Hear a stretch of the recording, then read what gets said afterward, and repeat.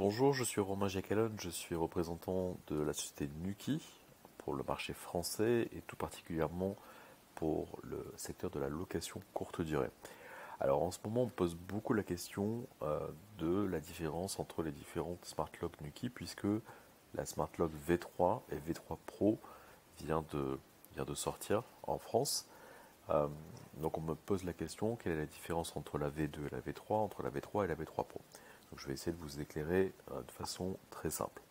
Donc aujourd'hui sur le site Nuki, sur le shop Nuki qui est dédié aux particuliers, vous avez l'ensemble de la gamme existante Nuki aujourd'hui, qui est composée de la Smart Lock, de tous les accessoires, et vous avez remarqué que la V2 a disparu de la boutique puisqu'elle n'est plus commercialisée à ce jour. Donc la Smart Lock V2 qui est sortie il y a quelques temps maintenant, voici à quoi elle ressemble. Donc vous avez le bridge qui permet de connecter la Smart Lock à Internet, qui se branche sur une prise électrique, la Smart Lock V2 qui est noire avec la partie haute ronde qui est en métal avec l'anneau lumineux ici, le fob et le keypad.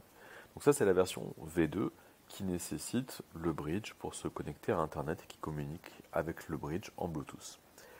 Aujourd'hui, la gamme Nuki ressemble à ça. Vous avez ici la Smart Lock V3 Pro, donc en version noire et en version blanche, et ici la Smart Lock V3 non Pro, qui n'existe qu'en version blanche. Donc cette V3 remplace la V2 et devient la nouvelle Smart Lock de base chez Nuki. Alors, quelle différence entre la V2 qui est ici et la V3 qui la remplace qui est ici? La Smart Lock V3, c'est une serrure qui est destinée à être l'entrée de gamme chez Nuki et la basique. Donc, grosso modo, elle a les mêmes fonctionnalités que la V2.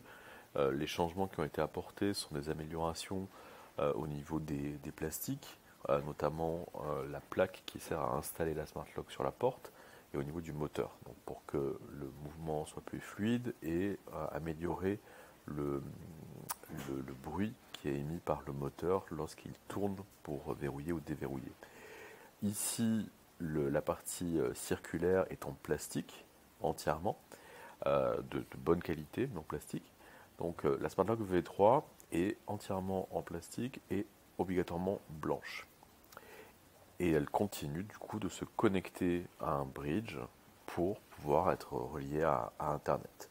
Donc ça c'est la différence entre la V2 et la V3. On est plus sur une notion de changement esthétique, changement de matériaux pour cette partie circulaire qui est en haut, et les améliorations au niveau de la plaque de fixation et du moteur pour réduire le bruit qui est émis par la Smart Lock. Ce sont les principales différences. Maintenant, les différences entre la V3 et la V3 Pro qui est ici. Donc là par contre on est évidemment toujours sur la base d'une Smart Lock Nuki.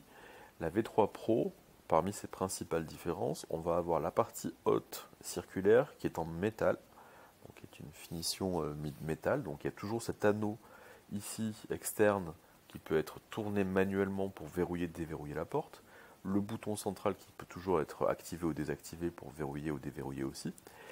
Et vous voyez en dessous dépasser le Power Pack, donc la batterie Nuki.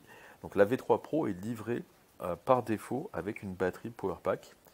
Et aussi, une des principales différences entre la V3 et la V3 Pro, c'est que la V3 Pro intègre directement le Wi-Fi. Donc elle n'a plus besoin d'un bridge pour se connecter à Internet.